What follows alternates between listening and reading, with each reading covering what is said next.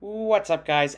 Richie here, bringing you a very special video today. Today's video is the F1 podcast that I'm going to be doing with two of my best friends, Andrew and Erica.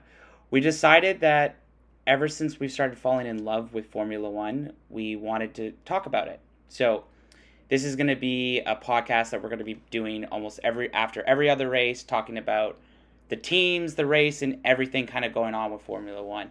So I just want to say thank you guys so much for the support that you've been supporting me on the F1 2021 campaign campaign mode. And I still got a couple of those videos to do, so I'll be posting a couple of them in the next couple of days or this week. Just a couple of things before going into the podcast. Just there is a little bit of swearing in it, so just there's just a heads up on that. We are definitely not experts of Formula One, but we just really care about the game. So care about racing and Formula One. So we don't think that we're 100% perfect, but if you're just here for a good time, you just want to hear us banter about the latest Mercedes and Red Bull fighting and Lando Norris carrying McLaren or anything, that this is your podcast. We still don't have a name. But we're slowly kind of figuring it out. But I promise by episode 2 we will have a name. So enough about me talking. I'm going to take a quick 2-second break and we're going to get right into the podcast. Again, make sure to hit that subscribe button and follow me on Twitch at xrichi. See you in the pod. Red light came on. I think that means we started. Yeah, I think that it's now recording. Now we're Is that how it starts? Yeah. Okay. Because then I can. Okay, great. Yeah. So, guys, this is our podcast. Yay. I am so happy to introduce two of my good friends. I have Andrew and I have Erica. We've been Formula One fans for last couple of years and really excited. We kind of just were watching a race one day and just said, why not talk about a podcast? So let's do this. What do you guys think? I love the idea. Let's do it. So down. Let's go for it. Oh, great enthusiasm, guys. I really appreciate it. Don't worry. We'll get it. We're saving it for when we're going to be going off on some people coming I up. kind of lost my voice this weekend too. So this very deep raspy thing that's going on, not going to be here forever. Shit's about to get, I already swore. Oh, geez. That's okay. Stuff's going to get a lot different in the weeks. Oh, yeah. This is the beauty about a pilot episode. So anyways, I guess I'll just want to do how we have the format today is we kind of want to just introduce ourselves, what got us into the sport, and who's our favorite driver, etc. And also we kind of want to talk about the Hungarian Grand Prix. A lot has happened, and with the recent FIA decision with Aston Martin today, just wanted to get your guys' thoughts on that. And maybe if we have time, maybe we'll talk about what we expect is going to happen during the summer. But there's a lot. This has been one crazy year, and especially that was the craziest race that I've seen since my 2 years of kind of watching the race. But we'll kind of get more into that. So I guess Andrew, I'll start off with you. Want to introduce yourself and what got you into Formula One? And who's your favorite driver? Yeah, hey everyone, my name is Andrew, and so I got into Formula One by watching Drive to Survive on Netflix. I remember just watching one episode, I think on a Saturday, and I binge watched the full season in one day, and then went right into the second season and binge watched that because it's just so gripping. Yeah. All the drama and the technology behind all the cars. It's just imagine driving a rocket ship on the ground, and I thought that was a really cool thing. And as a result, I'd say my favorite team is Aston Martin. Fortunately, we got a bad result this past week, but I'm a big Stroll guy because he's a Canadian. And then I always love Seb. Can't go wrong with Seb on your team. Seb is an absolute beauty. That's great. And then Erica, I'll turn it over to you. Yeah, so as they said, hi, I'm Erica. I have been really into Formula One the last few seasons, but grew up watching some of the Sunday races with my dad, but in typical teenage fashion was like, ew, I don't want to watch races with my dad. So was super excited when a lot of my friends like Cleary and other people started watching Drive to Survive and got into it. So it forced me back into the sport and I've been loving it.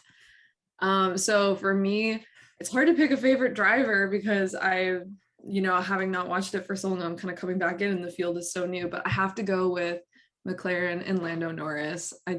One of the first races I watched back was his first podium last season, and it was so adorable seeing him there. And he's just, he's got my vote. So that's where I'm at right now. He always has a great radio too. It's Friday, yes. Saturday, Sunday, Monday, what? And then I'll just end with myself. My name, as everyone knows, Ricci. But I got into Formula One in 2020, and it was actually because of the Drive to Survive series. I was just, as we were spending more time at home, I was just, kind of eating up the day of what to do. And this series comes on, and like I've always heard about Lewis Hamilton. I've known about the success of him as a driver, and with Michael Schumacher when he used to race back in the day. I always remember seeing on like TSN or Sportsnet, it's like Lewis Hamilton wins, Michael Schumacher wins. Like I just remember those little clippets they started to show. So I guess, yeah, this is my second full season into Formula One. And it's no secret, my friends, I'm a Ferrari fan. Being Italian, you have to, the Tifosi, the red, Scuderia, like it's no secret. And I think my favorite driver was Vettel when he was in Ferrari. Unfortunately, his last year was not the greatest year. But I've become a big Leclerc fan, and just seeing how the success he's been doing so far this season, other than last week's race. But we can kind of get into a little bit about that shebang. So that's just kind of the quick introduction of everybody here. And we're kind of really, I'm kind of excited because that was one to jump right into the race. Let's talk about how much of a mess that was, because you had the first lap incident, and then you had a couple of 10-second penalties. Next thing you know, then you have that crazy battle between Fernando Alonso and Lewis Hamilton, and then Alpine comes out and Ocon wins his first ever race in Formula One. Like, I don't know where to start. Well, I mean, I think the best place to start is quite literally with that turn one incident right there. I mean, I think for me, the second I saw that it was raining, I knew that it was going to be a bit of a mess. I mean, we've seen it earlier in the season. Mercedes is usually pretty strong, but it's really just because of Hamilton's skill. It has nothing to do with like the car and the tire. And so I was like, oh, we're probably going to see an accident. Did not expect that to happen going into turn one with half the field basically just being in some sort of disrepair. I was shocked about how bad Valtteri's start was. How are you not shocked? I expect more from him, being like, he's been there for so long, and he's shown capabilities to win races. He can win races, and he can perform well. I couldn't believe he dropped out 4 places right even before the turn, and then he decided to go bowling ball into Perez, I think, and then it was just crap hit the fan from there. And I was also surprised about Stroll. Like, one thing that annoyed me about Stroll is he's usually a very good rain driver. Like, he's very good with his feel in the rain, and he just completely just binned it into turn one and smacked Leclerc on the side. So sorry, Ricci, about that. It's the beauty about being turn one at any race. Anything can literally happen. Next thing you know, I think it was like 4 or 5 drivers were out. I was like, okay, true. This is gonna be my Sunday. But and that's like the beauty of like the back teams, right? You just avoid all the carnage, and all of a sudden you got Ocon into like 2, Vettel's first. Williams are like Latifi's third. Like, I don't know if Latifi's ever been third in an F1 race. I doubt it. Especially I don't Williams think he's ever been in the points, like racing. No. Maybe someone's gonna have to fact check on me. I don't think he's ever been that high before. That's probably. I don't think Russell has never been in the points until Hungary. Neither had Latifi, because I remember, I think it was 2 years ago when they had Kubica. He had 1 point, their only point, and they had no points last year. So I'm pretty sure it was both points. And funny enough, how the Williams child of Russell gets outscored by Latifi. The first time the guy ends up in points, and he's so excited, like willing to take one for the team to keep Latifi doing well in the race if they needed it. But like, for him to be the one that everyone's eyeing to take the next seat in Mercedes and to be outscored by him is just, so shocking, but kind of funny if you look at it at the same time. So, well, I think, yeah, go ahead, Andrew. All right, I would say like it was Russell's post race interview when he was like all teared up and everything, and then there was Latifi's like, yeah, whatever. Yeah.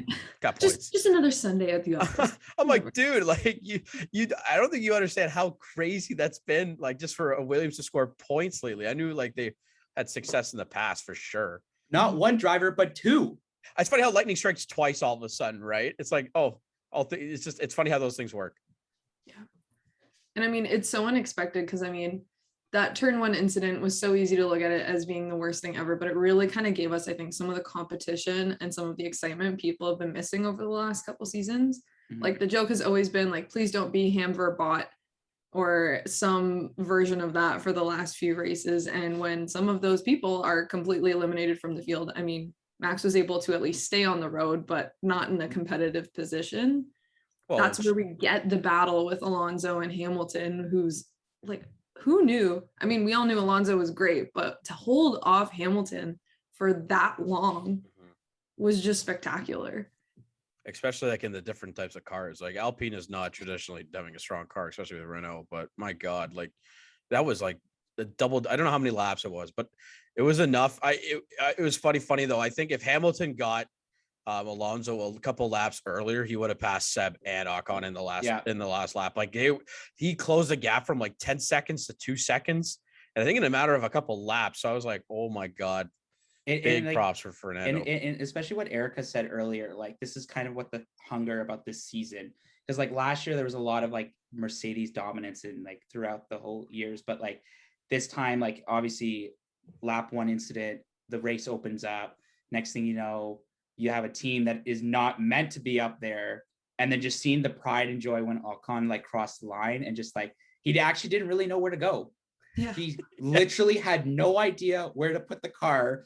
And I think he ran out of gas at the top of the track and then had to run back. But like, it's just what the sport needed. And I think they were saying this is the most competitive it's been to this point in a number of years. I don't know when, but it's I think it's needed, and especially with Drive to Survive. I can only imagine what this episode's going to be like. Great. I want to say it's been like 2015, 14, like before Mercedes dominance, I would say, or as they were starting to dominate. Yeah, it's definitely shifted the field. I mean, it'll be interesting now that they've got more caps coming in place. I think next season with the new car and everything too, we'll continue to have a bit more competition going on, a little bit more of an even playing field, at least at the start. Hopefully, that's what I'm hoping at least. But it's for anyone who's listening and wondering what's going on, my cat has decided that finding tissue paper and running around in the background is a really great idea right now. But oh my goodness, cat. It's on a mission. Someone else talk. 1 second. So, Richie, what did you think about Ferrari's overall performance going into this weekend? Because they were pitted to be one of the top teams of the weekend for sure, based on just the car and the chassis and the setup. So, what are your thoughts on Ferrari's overall performance? Like I'm totally excited. Like this kind of feels good, especially after a really crappy year last year. Just to kind of see more than 2 podiums. I mean, there was, I think we already touched base on it earlier, the FIA's decision to, I think it was a fuel issue with Vettel, which now caused Carlos Sainz to move up to P3 and then Lewis Hamilton to P2. So I just feel like Leclerc has been getting a lot of bad luck, but it's kind of, I'm just looking at the standings right now, and I think it's Perez is at 104, Carlos Sainz is at 83, and Leclerc is at 80. And like, even when Erica was talking about like Lando, like basically carrying McLaren, he's basically carrying McLaren at this point. Yeah. Danny Rick is a goddamn no-show every time he steps on the track. His first year at Renault was a flop, and then his second year he improved. So I have a feeling it's gonna be the same thing. I think like I think he was a little too overconfident when he left Red Bull. Like, I think he was kind of past his prime at that point. Unfortunately, I love Danny Rick. Like I think he's the good guy to have on the grid because he just keeps it nice, light, and breezy. But it's upsetting in some way to see when like he passes P11 in the qualifying, and he's just so distraught. And it's sad to see that, but we're like 11 races in, and Checo was able to figure out the Red Bull car. I know it's not the same, but still, right? Like got to be able to adapt well. Especially if you're going to be moving teams so much. I mean, like, he's definitely jumped around a bit. It hasn't necessarily taken too much time to get used to, you know, the configuration of the different cars and how they work necessarily. But I mean, yeah, I agree. I really want him to kind of pull through, especially, you know, McLaren, they're having a pretty good season overall. Lando's carrying them. But if, you know, he starts performing like we know he can, like we'll see Danny Rick kind of pulling some of those important points to help put them more in contention for the Constructors' Championship, I think. So speaking about points, I just double checked, and because of that change, Ferrari's now tied with McLaren 163 each. Wow. Wow. I love this third place battle. It's been ridiculous. And then for those that are listening on the pod, so the world going into the summer break, Mercedes is sitting at 303 points, Red Bull at 291, Ferrari 163, McLaren 163, Alpine 77, AlphaTauri 68, Aston Martin 48, William Mercedes, first time in a while, 10 points. And then Alfa Romeo has 3 and Haas 0. So that's where we're at right now. About that last one, but you know, this is where we are. I have a question about Haas. My boy Mick is gonna get a point. It's gonna happen. I'm so hopeful. There'll have to be about 11 DNFs from behind, but basically it has to be like that F1 meme where it's like I think F1 Trolls or whatever it was, where it's like Lewis Hamilton just on the grid by himself. Yeah. It just needs to be Mick Schumacher there. And it's like, there's please no Mazepin come out of nowhere and just take you out, and then you're good. Oh man, so that was one of the super interesting things about the race last week. I was very confused because being so far back in the grid, Mazepin was not involved in that turn 1 crash. I mean, everything was fine after the red flag, and then all of a sudden I saw that he was out for the race. But what was going on in the pit lane when everyone was coming in ready to go out? Like, it was him and Kimi, I think, that just collided, and it ended up knocking him out in its entirety. Like, it took his wheel off, basically. So they stacked Haas with Schumacher going in first and then Mazepin coming from behind. And then they released Kimi too early as Mazepin was coming in for when Schumacher passed, and they just clipped his tire. And I'm like, what are the odds? Like Gunther's Jared just like, I bet you he just probably smashed the entire desk, like pulled a Toto and just completely destroyed the desk. Asking Michael to check his emails. That's the best. I actually love that because I don't remember that happening last year where you hear the communication between FIA and the principals or anything. Like, I don't know if this was meant, or I don't know if there was a change in direction by FIA, but it's kind of nice hearing the salty comments coming from Kristen Horner and like Toto Wolff about like do you check your email? No, Toto, I don't check my email during the race. Oh, I'm gonna come up anyways. It's so funny too, because I mean, I don't know who's in charge of the switchboards from the media side at Sky, but the number of times the broadcasters are talking, and that's when someone chooses to play the radio, and then they have to play it a second time. So you hear the saltiness, you're kind of like, what's going on? And then you really pick up on it a second time, and you're like, ooh, okay, like someone's trying to blow off this penalty, like, oh, you know, it's fine. It was a racing incident. Hamilton doesn't need a penalty. And then you have someone being like, this guy needs to leave. He needs to go right now. I mean, Dr. Marco was saying a race ban. I'm like, my goodness, like it's a racing incident. It's not like he deliberately swung into him. But I do say that F1, I honestly, of all of the major sports that I watch, F1 is the best one in terms of its to me, it has the best visibility into the entire race. You see a bunch of onboards during the race. It's so transparent in terms of what gets said on the radio. Like, I think it's a great way for fans to really get involved. And to be honest with you, I didn't think I could sit through an hour and a half, 2-hour race watching the guys go around the lap at the same time, but it is so entertaining, especially like when the pit strategies come in and like everything just flip-flops. It is a lot of fun. I think that's one thing that I've realized as someone who's watched sports most of his life, my life. I'm so young, to be clear, but how candid these interviews are, and very like, yeah, you see everything. The drivers, they're not afraid to say what happened, and like, because if you see that in the NHL, like World Cup, NBA, NFL, if they make a comment or make something, bam, $5,000 fine. Yeah, fine. Bam, like fine. Like it's, and I just like, I think that's what more people need to do. More sports need to do, but yeah, I totally agree.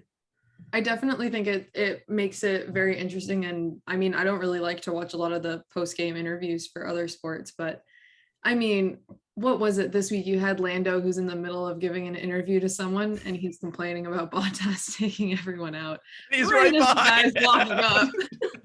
And I mean, there's a level of diplomacy that everyone's following, obviously, because you see these guys all the time. There's only 20 drivers.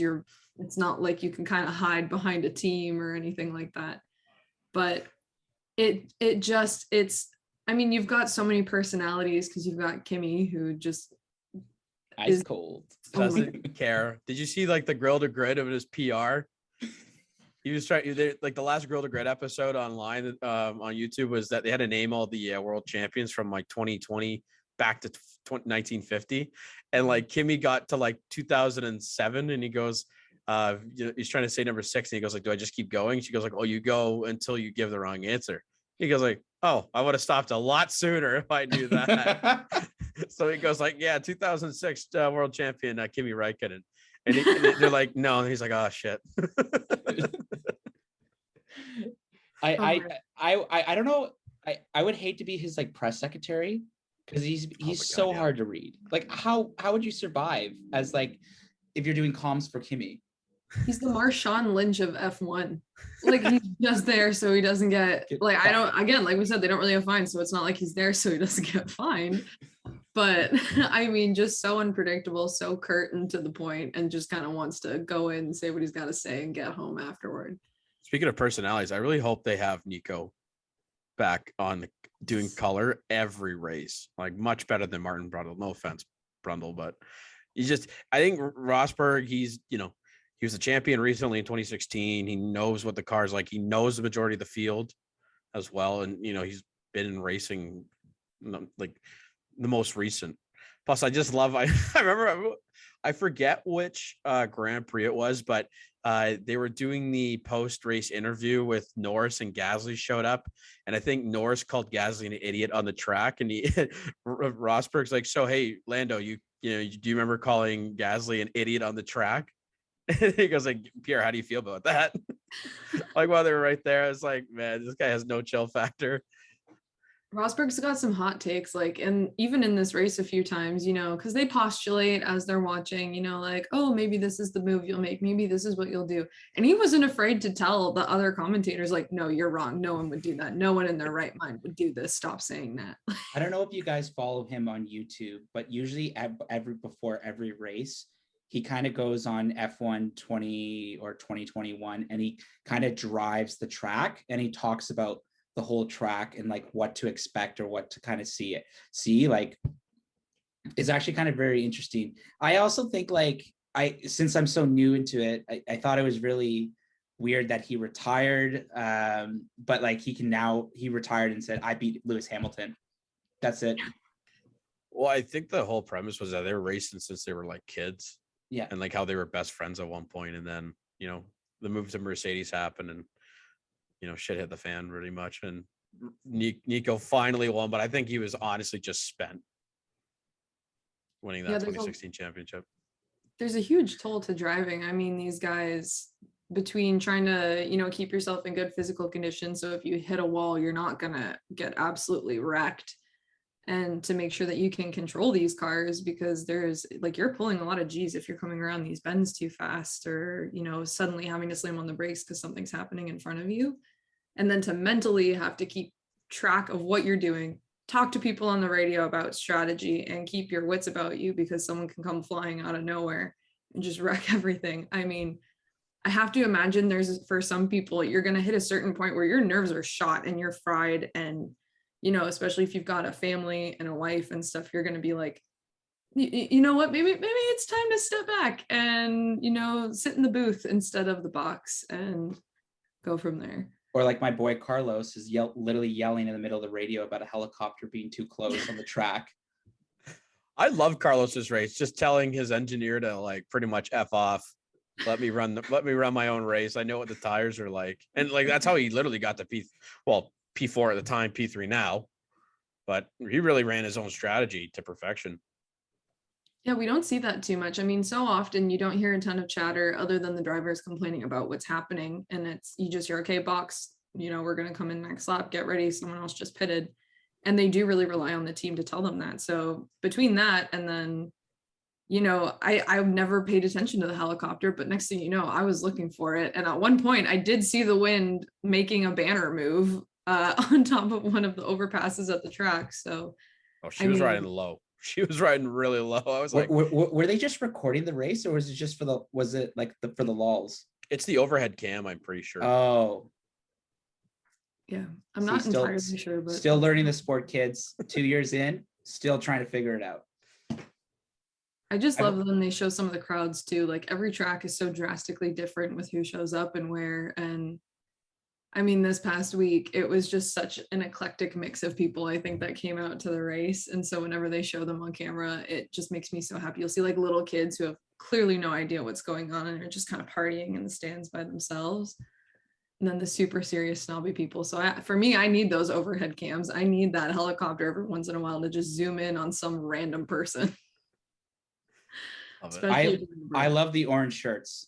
Like I'll give them credit. Like the Max orange shirts, and when they come with the flares and stuff, like that's kind of cool to see.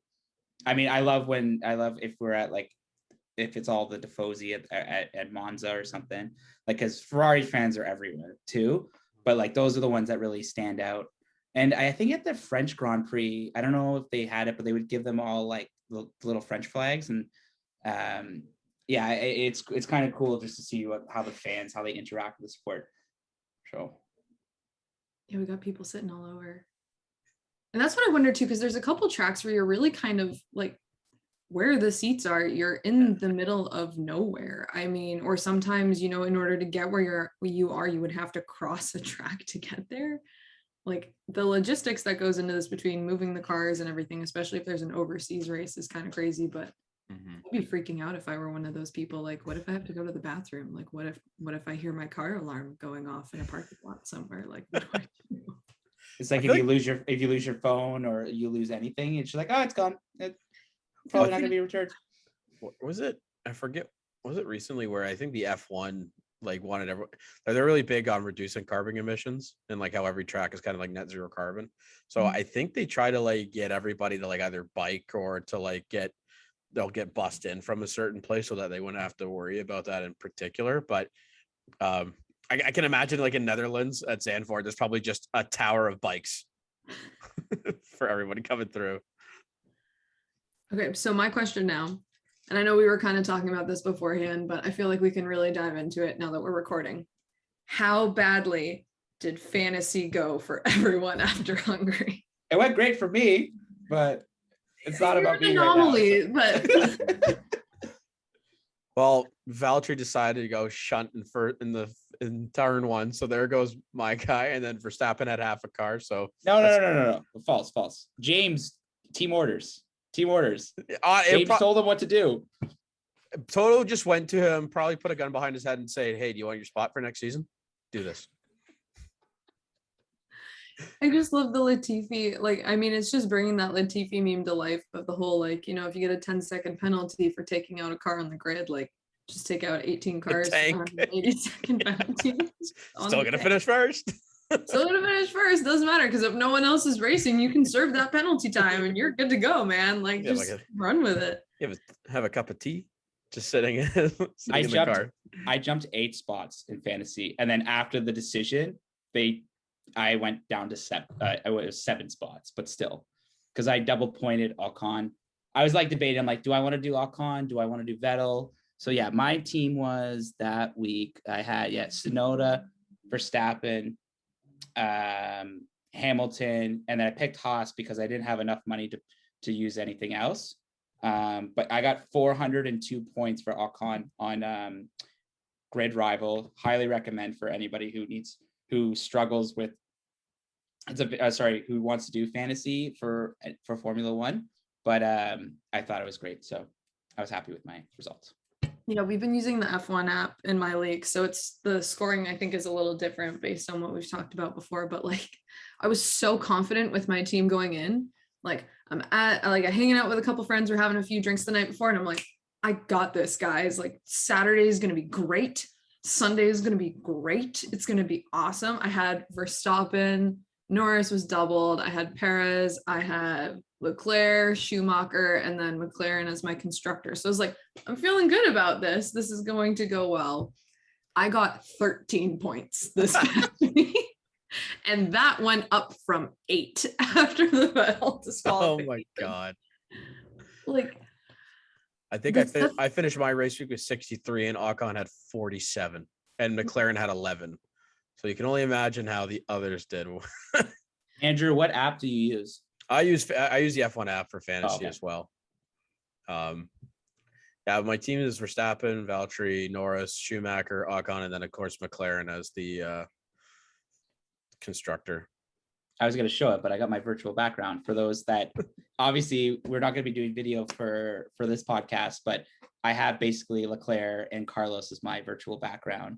But yeah, I'm going to screenshot it. 402 points. I don't think that will ever happen again for the next couple of races. That's for sure. insane.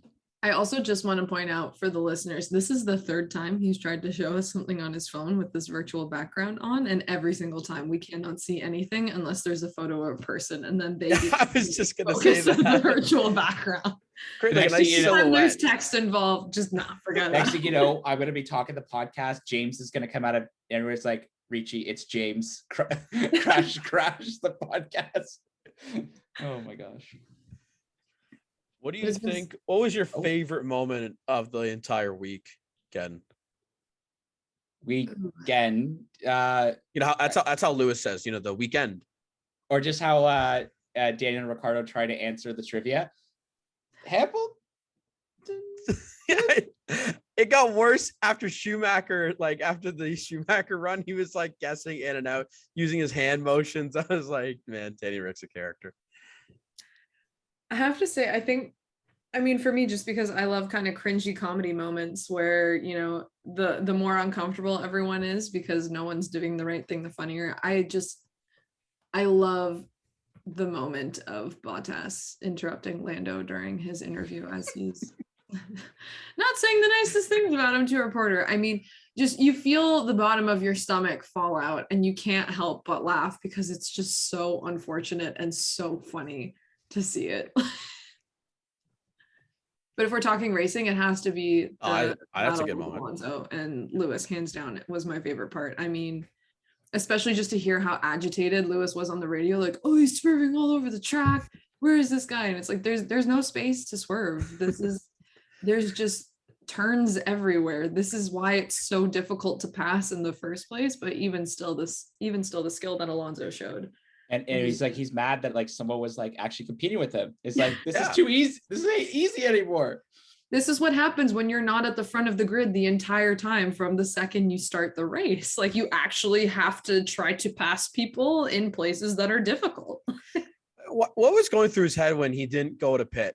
And like you look around and you're really the only one on track. And then you realize the inners are just not good. Like he even said to his team, it's dry. And like his team can't communicate to come in because I guess that's regulation rules on the formation lap. You can't tell the team to come in, but like, you know, he's got 7 world champions and, you know, hundreds of races under his belt. You would think he'd have the idea to like come in and if he sees maybe, you know, 13 other people doing so.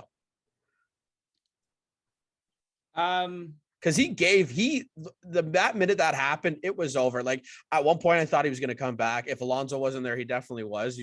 Maybe he's just trying to make it fun for himself. He's like, let's see if I can start at the back of the grid and see how that goes. So are you in favor of reverse grid is what you're telling me, Andrew? No, I think the reverse grid is the stupidest idea ever. Like why are you going to penalize the top teams? I think that regulations for next year are going to be very good with the new car, especially with the reduced and dirty air and like how they can race closer. I think it's going to be a lot more fun to watch and a lot more competitive. But I have a question. Like if Haas, like imagine if Haas comes out next year and just absolutely tosses a dud with the new car regulations, considering that they've been really focusing on the new car since minute 1 of this year. Do you think Gene is going to say, I'm going to pack up my shit and I'm out of here? I think that's a good question worth asking, because I mean, as much as you don't have the history coming in and kind of the legacy and all the pre-existing technology that goes into stuff, Haas at a certain point, like you really are going to start expecting them to at least be a little more competitive and not constantly taking 1920 and battling with people. I mean, I don't know about Mazepin, because Mazepin is always a thing that we're looking forward to in every race. And Yep. I have an ongoing like prop bet with my friends over whether or not that's going to happen. But like we're starting to see Williams kind of come up a little bit, like even if they're not necessarily scoring there during the race, they're still competitive and making some of the other drivers work a little bit harder to get points. But when are your sponsors going to start saying, you know what, it's not worth the investment because we're not seeing the return, we're not seeing the recognition, we're not scoring where we want to be? Exactly. And I think that kind of like, I think Haas had to make that decision last year of not re-signing Grosjean and Magnussen, and bring these two young guns in and just like, change face. Because like, yeah, I remember, and if you guys remember the Drive to Survive series, it was, I think, season 2 where the energy drink signed with them. Oh my God, what a crap show that was. And then within a couple of weeks, they were like, yeah, they were gone. They basically had to lose. And I think they had to cover up the sponsorship. Like, because I remember Ferrari at one point, they had to cover certain, like they had to put red tape on their jackets. I forget what the sponsor was, but yeah, like it's crazy how that can just like throw off the team. And it's like, and especially like those that work in the paddock or work in the garage or at the factory, it's like how much of a not boost, but plummets the morale in the team if you have a major sponsor like that just out. It's a huge demotivator, I think, especially knowing, I mean, because you kind of need every penny you're getting from these sponsors, especially when there's not the same kinds of caps in place. And you've got Mercedes and Red Bull and all these other teams just funneling everything they have into it. So I'm very curious. I'm looking forward to what they can do next year. I think Schumacher has a lot of potential because he seems to, have his head on pretty well. He kind of understands where he needs to be. It's just a matter of, getting to a point where he can do more than go 19th. But if you look in the fantasy leagues, I mean, he's a pretty consistent performer. He's getting decent amount of points. Like he's got more points than some of the other guys that we're seeing kind of in the fight for P10.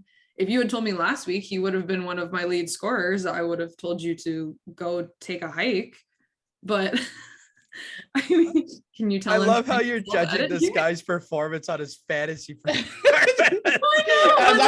I've literally I look at it too, because I mean, there's some of the, I think that's part of the hidden gems, because you'll see him overtake some people. He started to kind of make it to Q2 every once in a while in qualifying instead of just consistently. I mean, he crashed going into it, and that's why he made it to Q2, because it kind of ended the session. But I'm really hopeful that, Haas can perform a little bit better and that they can, leverage the talent that they have in the drivers. I mean, these guys are good. You don't make it to F1 without being good. Now it's just a matter of kind of pulling out the best and starting to actually get somewhere as one of the younger teams. So speaking about the future, what do we foresee the summer going to be? So we're actually recording this. I think it's August the 9th. We're 10 days since the last race, maybe? I think. Somewhere in that zone. Yeah, we're on 10 days. And the next race is until 28th of August. Thank you. At Spa. And at least someone's counting, because I'm just playing the Formula One game, just thinking that that's the weekend. But yeah, what do you guys think? What's going to happen this summer? Obviously, there's going to probably be some not driver changes, but could there be some retirements? I know we've already talked about this earlier, making fun of Bottas, but like, does Toto Wolff pull trig and say, that seat's not going to be renewed next year, and Russell's kind of marching over there? But I'm going to open the floor to this one on this topic. Erica, did you want to go first? No, go for it. Okay, so I believe that there's already a deal in place for Russell to go to Williams. You can just kind of tell it in his face throughout some interviews and stuff like that. I think you mean go to Mercedes or I think Russell's to Mercedes is like a lock for next season. What I think could affect that is Hamilton saying no, because him and Valtteri are very good teammates, it's because Valtteri plays a team game, unfortunately, and he plays second fiddle to him, despite Toto saying no and despite what Valtteri says. But I really think the only way for it not to happen is to say Hamilton says no. But I think Mercedes is going to have Russell, and I think either Raikkonen retires and Bottas goes to Alpha, or they're just going to swap seats and have Valtteri go to Williams, because I think with the 2022 regulations, an experienced driver is going to be very key to have on your team come next season. If he wants to do that. Well, there has been talk about it. I am pretty sure there was some reports of Valtteri saying that he felt like Williams was a good fit, like just among the team and kind of the energy that they have going on. And he knows that with his skill and his ability, I think they're going to be willing to let him race a little more instead of being defensive and playing second fiddle in that kind of team sense. Because he'll be number one driver there. And because, despite as much as we love Latifi being Canadian, that he still has a lot to prove himself, because it'll be a nice homecoming for Valtteri, and he'll be able to race finally. Yeah. The one thing I'm curious about is that with Red Bull having spent so much in the last 2 races to fix up Max's car, I'm curious if we're going to see a little bit more caution from the team. I mean, he had such a huge lead, and I think that's part of why they wanted to be so aggressive in Hungary, was to kind of maintain that and grow it again. But now Hamilton is past him in the points, I think, for the championship. Mm-hmm. And they've spent all this money. He's basically got a new car twice over now in the last 2 weeks. I mean, what's that going to do to your budget for the rest of the season? You want to go for it, but at the same time, do you want to risk this happening when it's been a consistent thing we're seeing this year of people spinning out, people crashing, and having to make pretty significant changes to their cars? And then I think, just to add into Erica's point, we were talking before we started recording. I think the British Grand Prix, where the damage on Verstappen's car totaled 1.9 million. Around that. I have my fact checker checking right now. But yeah, that's a good point. And I don't know, if I was Bottas, would I really want to go to Williams? Like, baby, do you like pull just retire, or kind of pull up Fernando Alonso's, kind of going dark, maybe race somewhere else, Formula E, or vice versa? Like, is this something you really want to kind of go down there? Does Yuki Tsunoda keep his spot at AlphaTauri? Does Perez stay on for longer? I think Ferrari's content with their drivers, and I think the contract is fine until I think 2022. But yeah, there's a lot of possibilities, and I don't really know how to take it. Just Giovanni, is this his final season? I don't know, man. Gio is awful. Like, he's had so many opportunities at Alfa Romeo, and he still can't beat Kimi. I'm not saying Kimi's bad. Like, he's a former world champion and everything like that. He's just 40 years old. You think youth is going to overcome at that some point, but the experience is really beating Giovinazzi on that team. And you can tell he's to me, he's losing a bit of confidence, especially like in the post-race interviews. I just don't think he feels comfortable there, but he really needs to step up. Otherwise, I don't see him going. I don't see Ferrari losing Sainz or Leclerc for a while. I know Leclerc signed a really long deal.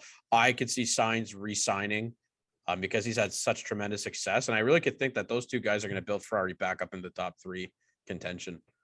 They definitely seem comfortable together. And it seems, I don't know if Binotto is doing like focusing on one driver or the other. It's just that they seem like right now as the pair, there's not really much tension between both of them. As like, I think there was a story about Ricardo and oh my God, Lando. Wow, that's totally embarrassing. Sorry, Erica, please forgive me. It's fine, I forgive you. How they were kind of like friends. Wait till about like podcast episode 2 or 3, and then some words will be throwing. And I'll start snapping. That's when. Oh yeah. I think that I saw they were like best friends when they were on opposing teams, and then like the cultures to like totally change. I think they're the most safe 2 drivers going into the summer break and kind of going into the end of the year. I personally think, but I'm also biased. That's just my opinion. I think Aston Martin bias here won't change their lineup for next season because Seb is Seb, and of course Lance is going to be there. And I think they have a really good working relationship between the two of them, and kind of that'll mentoring Lance going forward.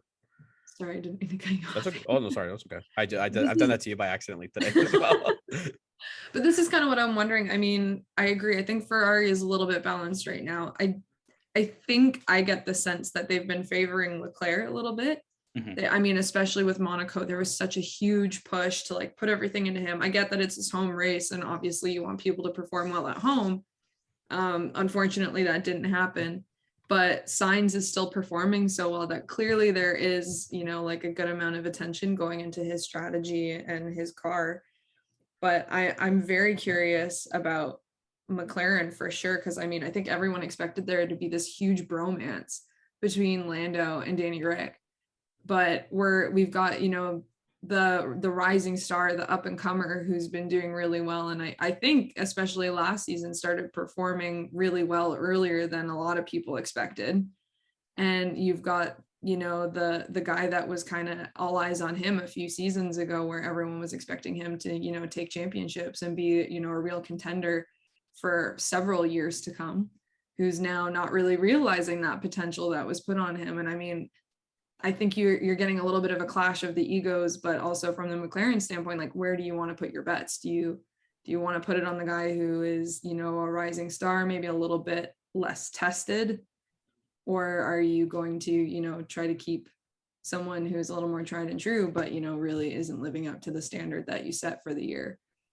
So I also think that Tsunoda is potentially at risk as well. I mean, we've seen with some of the Red Bull Alpha Tauri stuff, they're pretty cutthroat even in their first seasons. I mean, like, you look at Gasly when he was on Red Bull, it didn't take very long for them to make up their mind and go, you know what, this guy's young and he's talented, but he, you know, doesn't have a calm head on his shoulders, isn't performing how we want. He's cut from the main Red Bull team.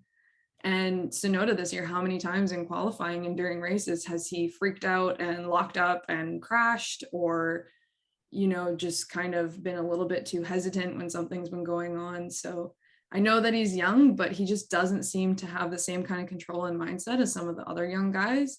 And I really think that that is putting him into question for whether or not he's going to keep his seat. Who do you think replaces him if he loses his seat? That's a great question.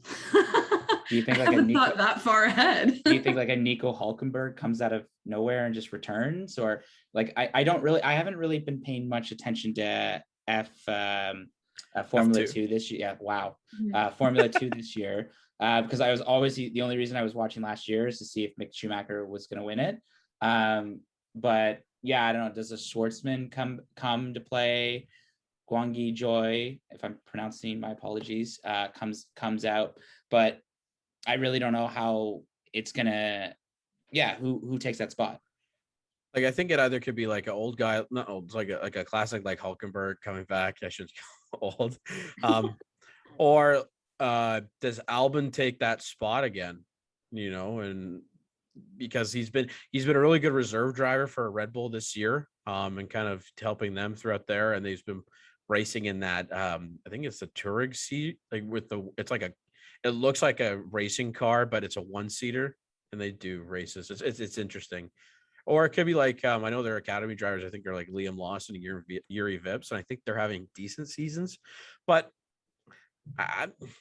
Tsunoda's got to watch how he handles his anger towards his engineers, because I just hear him yelling all the time, and I'm like, that's not going to fly well. I get you want to be a fast driver, but if you're not a fast driver and you have a shit attitude, you're gonna find the door very quickly in F1. Especially when you've got a teammate like Gasly, who has been doing, especially the last few races, I think he's been doing pretty well and kind of surpassing my expectations at least. And he seems a lot calmer and more enjoyable to work with. So when people know that there's something else out there, like, I mean, if you've got the comparison, it might kind of sway an opinion to be like, well, why can't we find someone else who's a little more like Gasly to join the team? I think he's been a top 3 driver this year in the first half. I think him and Lando are definitely my top 2. It's just because Lando's been able to take McLaren into a whole new realm that I don't think that they were expecting to, especially when he's competing in the top 5 or top 4 against, you know, both Red Bull and both Mercedes drivers who have a better car effectively. And then I think Gasly's maxed out what he's could with the AlphaTauri, especially in qualifying. Qualifying, he's done so well. I always hate it when someone qualifies really well and then ends up falling back in places because it's so exciting. You want to see them continue to perform and, put a little bit more pressure on the guys that are used to being at the front of the grid the whole time. But I mean, what was it? He was P5 this past week, which is a pretty good show for him. And he got fastest lap. Yeah, and he got fastest lap, which was awesome. I mean, I kind of love that. Like, take the point away from Hamilton, take it away from a team that usually has it. And just you get a point, and you get a point, and you get a point. Like, yeah. It's definitely a sister move part right there for AlphaTauri stealing Mercedes' point. For sure. Helping out their big brother at Red Bull.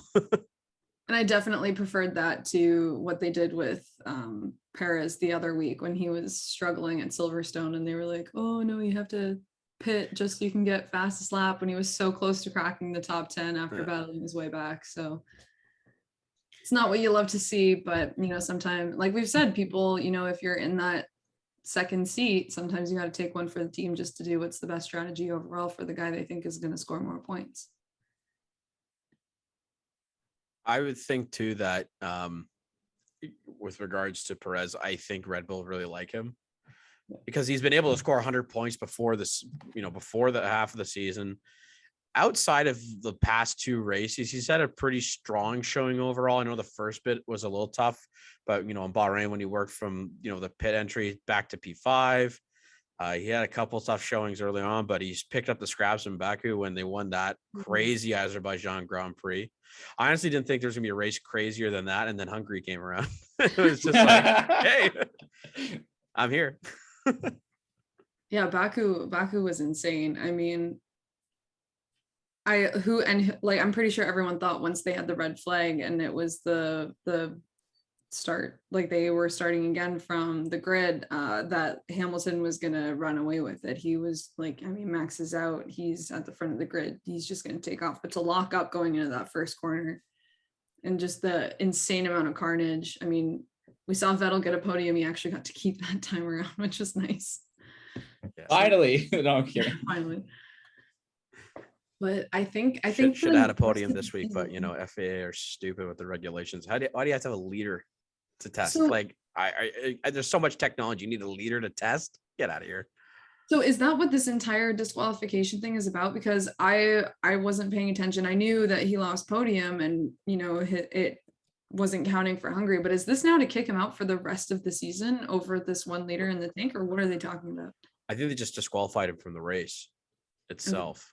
Because I felt like I saw something else earlier and I was like, what? This seems like an overreaction. I mean, like at this stage in the game, we don't have any way to monitor fuel at these levels. What is happening? Yeah, so what the appeal didn't go through today, of course, because the FIA or the mafia, as I like to call them, don't want to get Lewis back into P2. Yeah, so I'm reading the Formula One's website. When the FIA were unable to take the required 1 liter fuel sample from his car following the race as per technical regulations, after the ruling, the team immediately said they would appeal while also seeking a right to review in order to try to reverse the decision. Significant relevant new evidence. After hearing the review, they discovered that a faulty fuel pump meant a significant amount of fuel was discharged from the fuel cell of car 5, meaning FIA personnel could only extract 0.3 liters. I go through the whole article. I don't want to go through the whole article during the podcast. Just like quick blurbs that I found. Though. Therefore, the official dismissed the request for a right to review, which means Vettel's disqualification from the race stands pending further appeal from Aston Martin, which the team says they're still considering. And this was from 7 hours ago. My goodness. I don't know. These guys at the end of a race, because obviously they're not going to want to carry too much fuel because it's going to weigh down the car and affect performance. To be where we are in 2021 with all the technology we have going on, I mean, I know 0.3 liters is not significant, but it's more than the glass of water I have in front of me.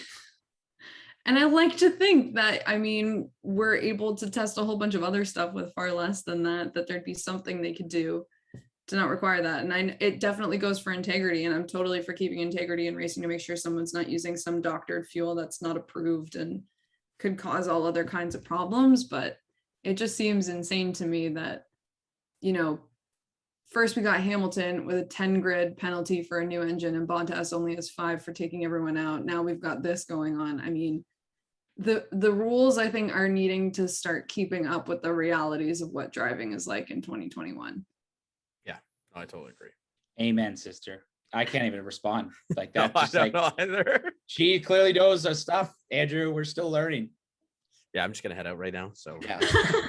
I feel like that sounded way more eloquent than like what I was thinking. In my head, it was like monkeys spinning around. And that would go off. That was sick.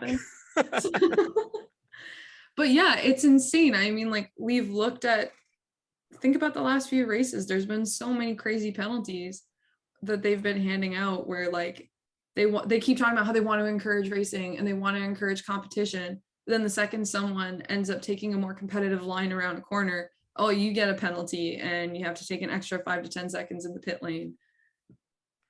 Like Austria is a prime example for that. Yeah, I think that's exactly what I'm talking about between Lando and Perez, like all the penalties that were going on between the two of them. I think it was 20 seconds total or thereabouts. I mean, yeah, it was pretty obvious that Perez was being a little racy and pushing people off the track, but that first one, I think where Lando got the penalty, I mean, it was just so minuscule that to give him the same penalty that they were giving Perez after just seems completely asinine in my opinion. And yes, asinine is a word we can keep in this podcast if we're not swearing. Yeah. Yeah, I kind of copped that rule a couple times. So I'll put a disclaimer. It's fine. Disclaimer, my friends are sweary and don't know how to solve it. I call it passionate. Yeah, you know what? Just this is a very passionate sport, and sometimes you just gotta let it out. And there's nothing wrong with it, so that's fine. I guess on that note, we've been doing this for an hour, and this is our first ever episode. I didn't really know when to stop, but this was just such great conversations. And like we have, I'm looking at you, Andrew. The 28th is their next race. Yeah, so I think the next podcast will probably do like a mid-season review and kind of say where we think or what we think each team needs to do to kind of, especially if what Red Bull will need to do against Mercedes to win, what Ferrari or McLaren need to do to get that third place. Yeah. To me, how Aston Martin's going to battle in the midfield for maybe 5th. It's going to be very tough, but I think 5th, 6th, 7th battle, and then 8, 9, 10 is kind of, at the back of the pack, but the battle for 8th is still there. It is. Not only that, but just like, yeah, where do you put your chips in the final couple of races? It'll be interesting to see. So yeah, and then we also will get back into things at the end of the month with the Belgian Grand Prix, and we're kind of quite excited to see the fight at the top with Lewis Hamilton and Max Verstappen, and we'll just see how the rest of the season goes. And I think for a great first episode, thank you, Erica. Thank you, Andrew. And thank you, everybody who has listened today. We'll find out who's listened to the podcast. We'll get there once it's posted. But to start, it would be 3 people, just myself, Erica, and Andrew. I'll get my family in on it. I love it. I don't know, man. I hate the sound of my own voice too much to subject my family to it. We'll see what happens. Oh my goodness. So on that note, we're gonna end. We still don't know the name. We're still trying to figure out the name. Maybe episode 2 we'll release the name. Still coming on, but thank you everybody for listening to this F1 podcast with me, X Ricci. Got my friend Erica down below and Andrew, and we'll see you guys in episode 2. So make sure to hit that like and subscribe button. Follow me on YouTube, and I got like the Twitch where I live stream F1 2021, and we're excited to see. Any last words, guys? I'm expecting some hot takes next time, fellas. If we're doing mid-season review, I want some opinions about stuff. We're going to have some habanero spicy takes in the next episode. I am going to the F1 library, and I'm going to do some research on that. We'll see. Love it. I think we're all going to have to do that. I got all my hot takes out this time around. I got to research to find some more. Perfect. All right. All right. On that note, we'll see you guys in episode 2 of whatever this podcast is called, but we'll figure that out. Woohoo! Yeah. See ya.